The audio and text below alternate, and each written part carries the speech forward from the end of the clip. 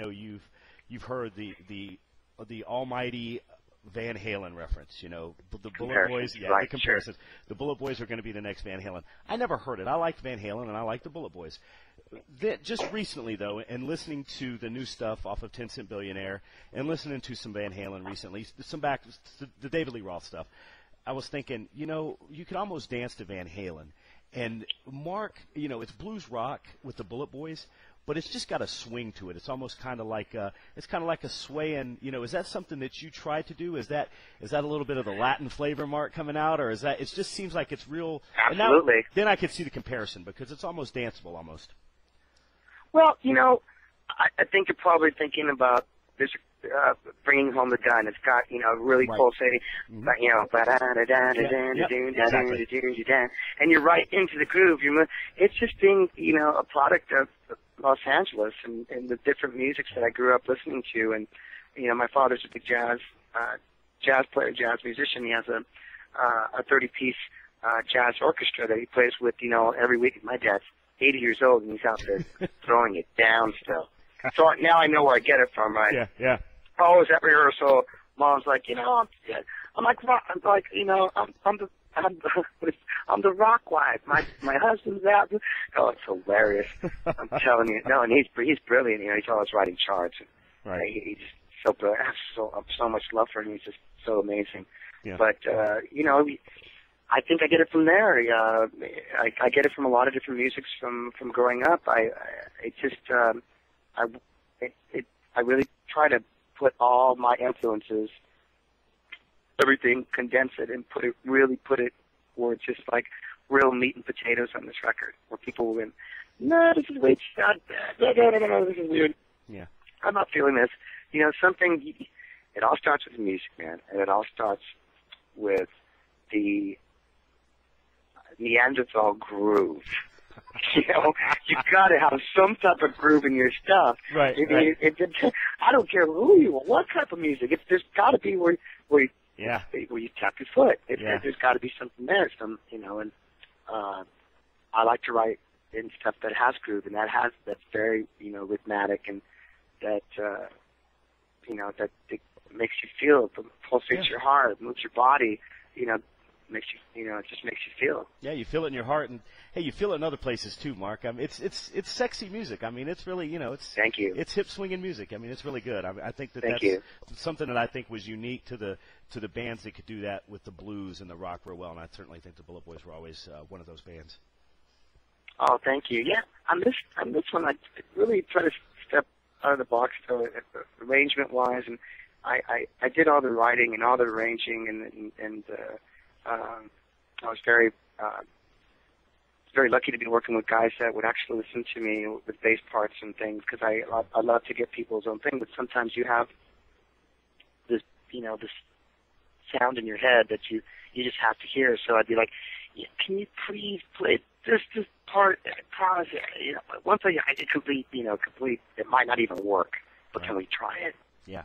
And I was real blessed to work with guys that were able to try it. We were all, it was just like, trust me on this one. I just tell them, I know you don't get where I'm coming from, but trust me on this stuff and the chord changes. It will all make sense.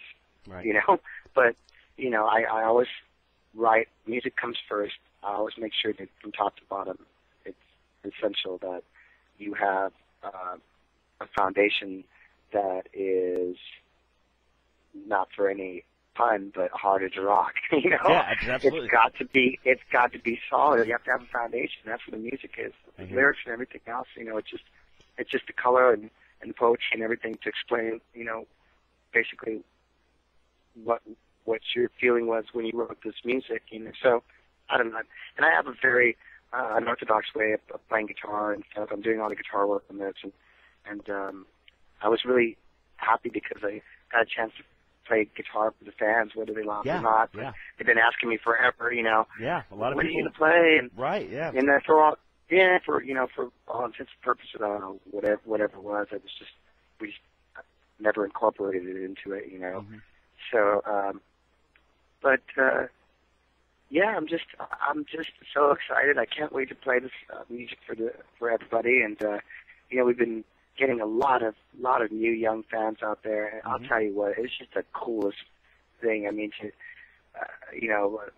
the sons and daughters of some of our original fans. Right. You know, some people never heard of us sing us for the first time, and they're just like, oh my gosh, and you know, and the girls are crying and the guys are going crazy, and you know, you're just like, wow, you know, and you know, you turn around to you guys in the band, and you're going like, man, you know, this is something special. You know, we're doing something special. For know this.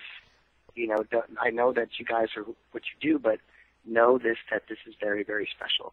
Right. And you should, you know, relish in these moments because they're very few and far between, you know? Yeah. I'm going to ask something kind of off the cuff here, Mark, before we wrap up. I know what your sport of choice is. If we get Mark Torien and Andy Roddick on the same tennis court, neutral tennis court, would you stand a chance, Mark? I just got to know. Gosh, man, anything's possible.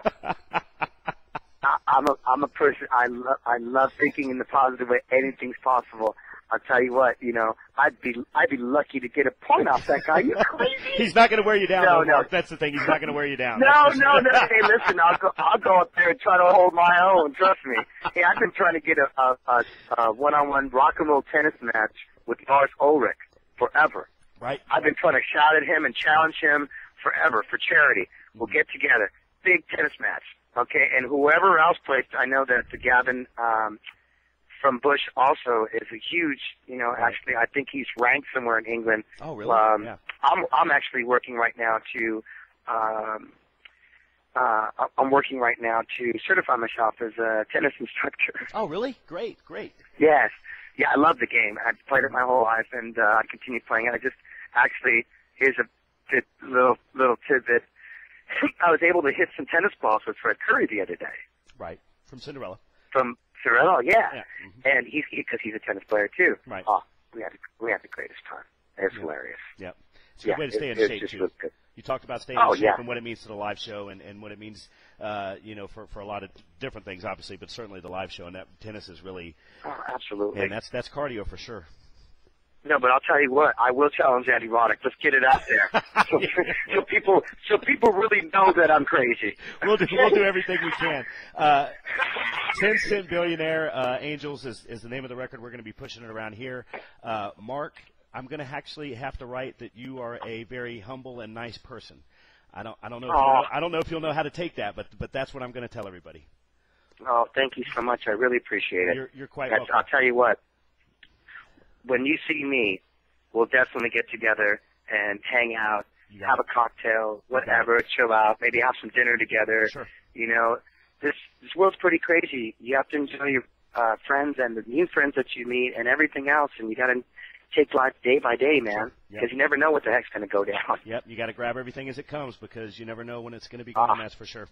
Yep. And listen, I am so happy that you and your staff and everybody out there are digging this record, man.